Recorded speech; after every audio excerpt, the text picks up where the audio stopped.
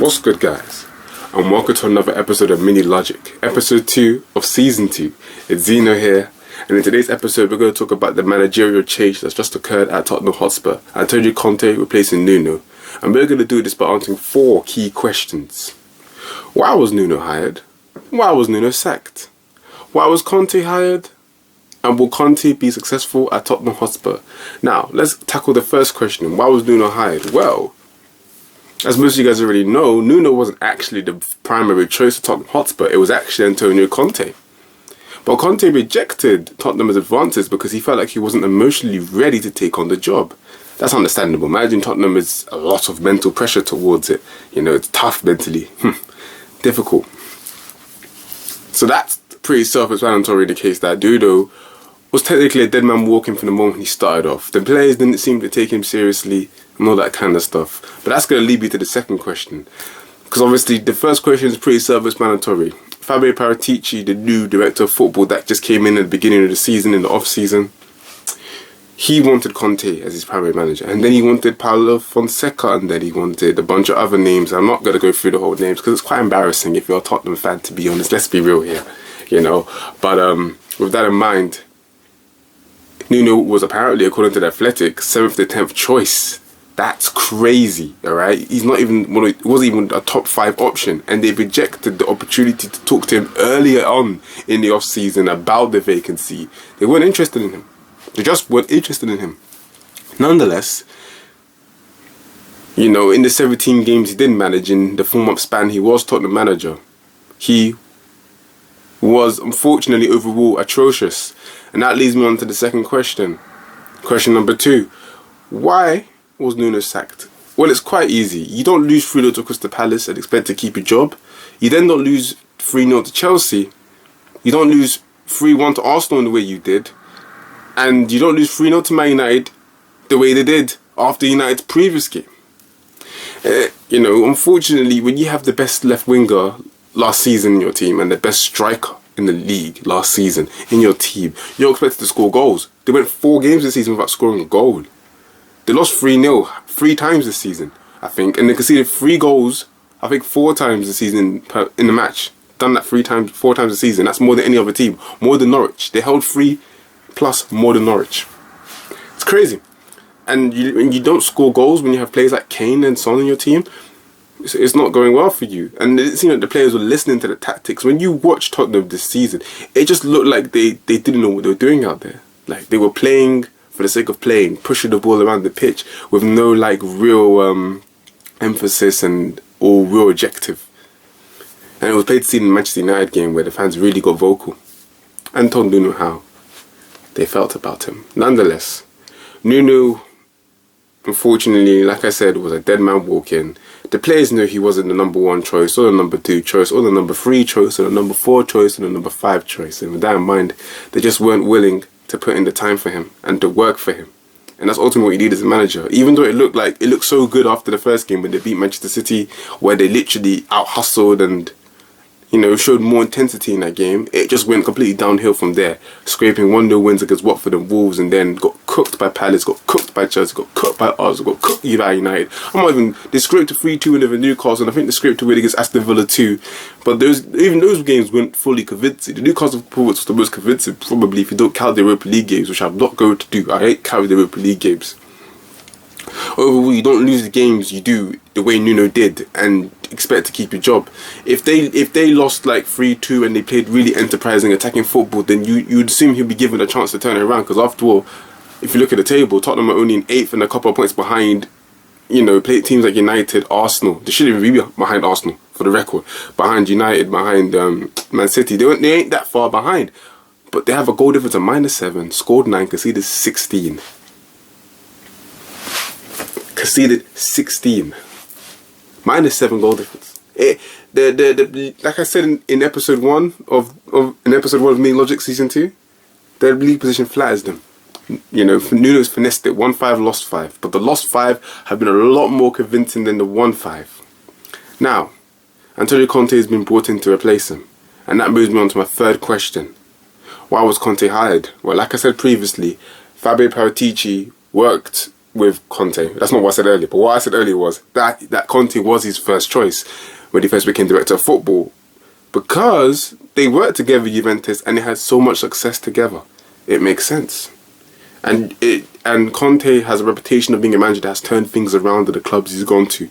Obviously, when he took over at Chelsea, for example, they finished in 10th the previous season. Now, that's not a team that was capable of finishing 10th. No, they're a team that should have been capable of so much more, as he proved when he led them to 30 wins next season and won the league title. But he made that team achieve their potential.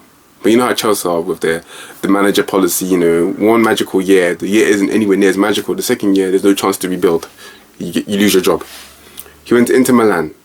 And Juventus too, they were both decent teams that were finishing top 4, top 5 in the Italian league, but then he turned them to title winners. Inter Milan won the title last season, and Juventus dominated Italian football. They even had their invincible season when they basically went through a whole season undefeated in the league and went on a 28-match unbeaten run. So he has the ability to completely turn around a team's fortune. And Tottenham fans are praying that he does that. But obviously the main reason, I believe, is the fact that Paratici and Conte worked successfully well at Juventus, and they want to try and see if they can recreate the magic at Tottenham. A much more difficult scenario and all that kind of stuff, because Juventus are one of the biggest teams in Italy anyways. With Tottenham, they are one of the bigger teams in the country, but they're not amongst the biggest, even though people like to think they are. So with that in mind, it just means this is a bigger challenge for them, but they've proven it at other clubs that they can do it. Obviously, Paratici coming in and becoming director of football is a huge change, because before it was Steve Hitchen and Levy managing transfers. And a lot of people are going to hate on this decision, isn't it, of bringing in Conte, because they feel like he's going to end up just like Mourinho. But within answering question 4, it's quite obvious that Conte will be successful, because the situation between him and Mourinho is quite different. With Tottenham, it's always about if Levy will back the manager, and he's proven not to have done that with Mourinho apparently, and to have not done that with Pochettino. Pochettino was a clear case, because Pochettino was basically indirectly saying it in press conferences and interviews that he needs to be backed. You know, the furniture metaphor that he used. You don't buy a new house and without the, you don't buy a new house and don't put the furniture in. You know, referring to the stadium and them having a great team to basically, match the stadium. And unfortunately, probably the greatest manager in Tottenham's recent history after winning the League Cup wasn't backed. And they sacked him. No surprise that the team completely plummeted, fell off a cliff in terms of their ability on the pitch, in terms of their intensity they delivered on the pitch, because the team just wasn't refreshed. Mourinho comes in. Mourinho shows brief promise. They were top of the league at one stage last season, if you remember that far back. And unfortunately, he went downhill from there. And Mourinho ended up not even given a chance to see if he can snatch a trophy like he always does at his clubs. And they sacked him before the cup final, which was stupid, because Ryan Mason was not winning that final, and so it proved. Nonetheless, a lot of people think Conte will not be backed. Conte has Paratici now. Paratici is believed to have a lot of control at the club already. You know, he seems to be a powerful figure apparently already at the club. So I feel like he'll be able to convince Levy. And I don't think he would have taken on this project not knowing that Levy was going to financially support him all the way. I feel like now that he has his man as manager, he's telling Levy, listen, if you give this guy the keys, he will give you success. You know? And that's hopefully what he's pounding in his ears, because Tottenham have been in the period of decline since, they finished second in the Premier League and the Champions League final. They've just been in a period of decline. And they haven't been able to maintain the potential they once showed. Conte has the ability to reinvest and reharvest that. You have to just give him the resources needed. A second point I've heard is that apparently Tottenham's squad isn't actually good enough. Well, that's an interesting point. They have a better squad than Arsenal. Who's going to disagree with that? They have a better squad than West Ham. Who's going to argue with that? Two teams that are performing much better than Tottenham are so far this season, even though Arsenal had that horrendous start. Recently, they've picked up the form hugely. They have a better squad than Leicester, probably. Tottenham, that's a lot. It's a bit closer though. They have a very good squad. It's just that those players are not getting the managers ain't getting the best out of them. Nuno couldn't get the best out of them. Somehow he's turned Kane into, like I used to tell my brother sometimes, he's turned Kane into number 18 Kane. Number 10 Kane is gone. You got number 18 Kane there now. Maybe even number 37 Kane. He's not the same Kane that we were used to see, the superstar Harry Kane. And Son has faded away too, unfortunately. Even though he signed that 5-year extension to show that he was committed, it looks like Nuno wasn't getting the best out of him either. Conte should be able to get the best out of both of them and create a partnership similar to Lukaku and Lautaro Martinez at Inter Milan, with those two playing up front in his 3-5-2 system. Now, Tottenham actually have the players to play that 3-5-2 system straight off the bat. Comfortable, no questions asked. I can think of an 11 right now and it wouldn't be hard. Literally, you have Lloris in goal, and after that, you then got Tanganga, Romero, and I was going to say Ben Davies, I'm going to say Joe Rodon as the defenders, or maybe Sanchez as the defenders. And then in midfield, then you're going to have Lo Celso and Ndombele, Højbjerg as the free, and then have Emerson on the right, Reguilon on the left, and then you have Son and Keane up front. 3-5-2, system done, boom. If they know what they've been told to do, those players will achieve their potential. The only position that I might be a bit worried about is Ndombele and Lo Celso. You can rotate those two maybe, but those two I would put in there. Maybe Ali could be reinvented in that role. To be honest, who knows with Ali, man? Everyone thinks his career is done, but you never know what Conte could do. You know, bring out the best out of these players, because, yeah, it's Conte, isn't it? He did revive Victor Moses' career, which to this day, to me, remains one of the best career revivals I've ever seen. Nonetheless, if you look at the bigger picture, a lot of people have negative perceptions of Tottenham, and that's why they feel like this partnership wouldn't work. It can't work, but it really can if everything falls into place. If Conte gets his back in to fill the holes that the team have, if he plays that 3-5-2 system, then I think anything's possible. You know, obviously for this season, to aim for anything above 4th place is, you know, unrealistic. Even getting 4th is a bit touch and go. But if the team is able to perform at its full potential, the season afterwards, there's definitely a chance they can really, you know, make some noise. But this season, there's a chance to win a trophy in the Conference League, maybe even in the Carabao Cup too, maybe the FA Cup. We'll have to see about that. So Conte, I think, is coming at a decent time to implement his changes. And the faster the changes are implemented, potentially, the more successful Tottenham can be quickly.